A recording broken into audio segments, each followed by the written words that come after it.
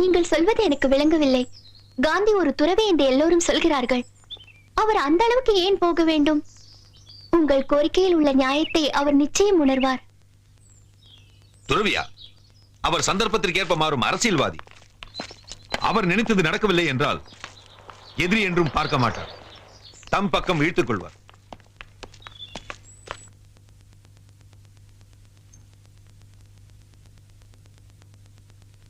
பிரதமர் அவர்களே, நண்பர்களே, நான் வருத்தத்துடன் இதை அறிவிக்கிறேன்.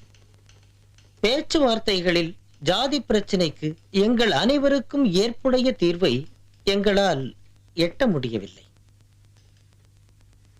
தோல்வி பிரதிநிதிகளை தேர்ந்தெடுப்பதிலேயே துவங்கிவிட்டது. பிரதிநிதிகள் மக்களால் தேர்ந்தெடுக்கப்பட்டவர்கள் அல்ல, சர்க்காரால் நியமிக்கப்பட்டவர்கள்.